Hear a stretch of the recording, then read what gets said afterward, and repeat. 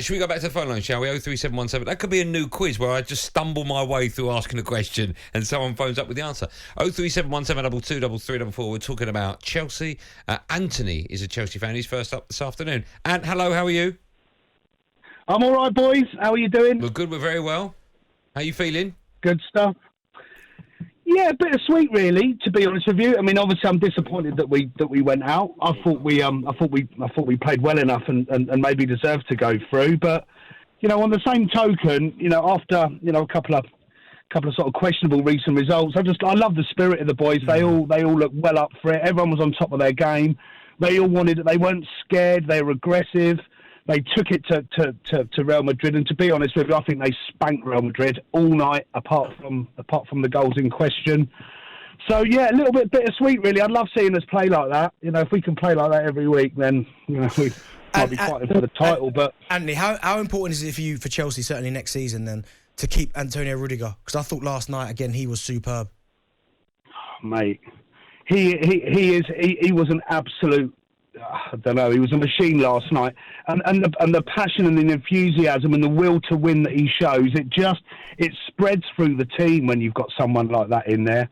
And for me, last night he showed what he was all about. He had the slip. You can't really blame him for that. That was unfortunate. In the first match against Benzema, maybe he could have gone in a bit harder. But apart from that, over those two games, the guy's he's just monumental, that fella. And we really want to try and keep hold of him. Whether we do or not is another matter. But I think we need to push the boat right out, because you can't replace someone like that easily. Would you think, Anthony, that the money it would cost? You're right. You've got one there, Rudiger, one of the best in the world. How much it would cost to get someone to come in? You're taking a risk. To put him into that Chelsea system when you've got one already there. So I pretty much would push the boat out as well, I think.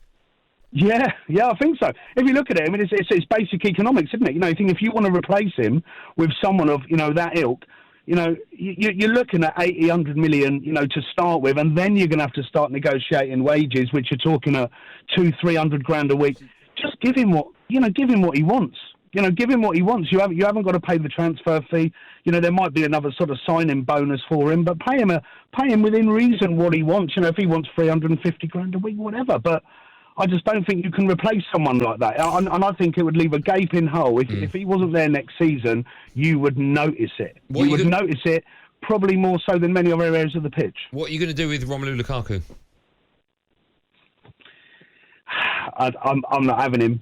I'm not having him, to be honest. I mean, when he was at Chelsea before, he was all right. The best football that he's played in the Premier League really was when he was at Everton, when he was the focal point of everything that they did up front.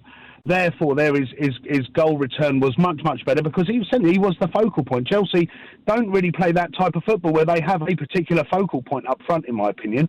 But they have done. You've done it before. That can score. But you've done it before with players like Drogba. When you do have that player up top, the target man, it does work for you. Different styles of play, though, mate. Different styles of play. To what we play now, to what we used to play with Drogba, it's different now. The football has changed. It's evolved since those times, in my opinion. And I think, I just think that, I don't know. I think having that one particular focal point, it kind of just takes a little bit of the attention away from other styles of playing when he's on the pitch. And I think the players look more comfortable when he's not on the pitch.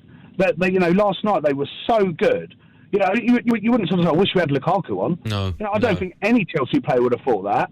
So you've got your top striker, 90 million. You need to score 2 or 3 goals, and he's not even really in the thinking of it. What does that tell you? Yeah.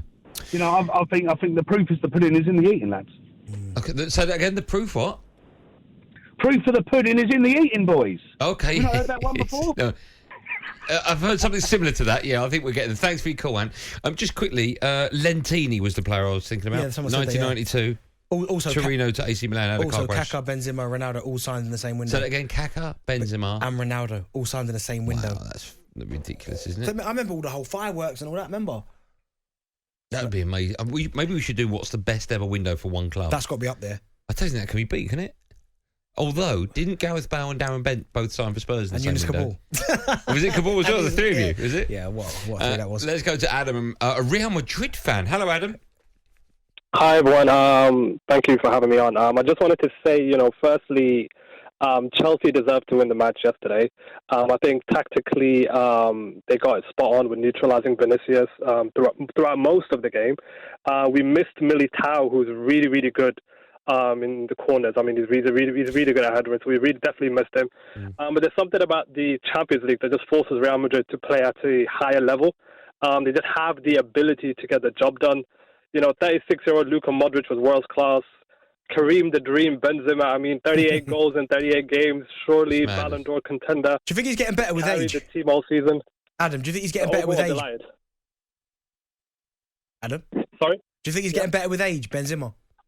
Absolutely. Even Ancelotti said it. Ancelotti said when he was, I think when he was coaching us a few years ago, he said the way Benzema has developed recently, his maturity, his leadership, I didn't see that when I was coaching Madrid like a couple of years ago. So definitely like over the last couple of years, he's been carrying the team like all year round. Since Ronaldo left, he's just been the talisman. And honestly, his professionalism, he's never out of shape. He's always in shape. He's always running.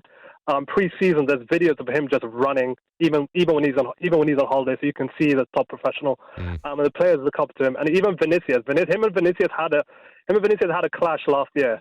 But I think Vinicius started to listen to him, and you can see how well Vinicius is playing this year. So definitely take him under his wing. Just quickly, when you came on, you said that Chelsea deserved the win last night. I mean, they got the win last night. Do you mean over the two legs? Over the two legs, yeah. Sorry, over the two legs, I think they deserve. I think the way you've classified it was correct. I think the first half of the Stamford Bridge game is where we really won it. And then after that, Chelsea have just been sort of all over Madrid. Even you can tell the start of the game yesterday. Chelsea were playing at a much higher intensity from the start of the game. Like they wanted it. And just quickly, I said this to Bentley in the office when I came in. I thought Camavinga was excellent when he came on. Camavinga, I mean, that was bold. Ancelotti has a way of taking his time when he's making changes. And he's done that throughout the league. He's done that throughout the season. But, I mean, to bring Toni Kroos and Mendy yesterday, I don't think they played really well yesterday. So to bring Camavinga on and then him and Valverde in extra time were sort of helping track him back along with Rodrigo. Even Carvajal had to play right back, who's normally a centre-back. I'm sorry, who's normally a centre-back. Sonia right back had to play centre-back. And, and Lucas Vazquez come on, who isn't a right back. So, the team had to dig deep yesterday. So, and also... Courtois, I mean, we've got to talk about Courtois being one of the best keepers in the world. I mean, he did make. Thanks, Adam, for your call. He did make some great saves actually last night. Some of his near post in the second half where he got down so quickly. He was good brilliant. goalkeeper. Listen, great game of football between two teams.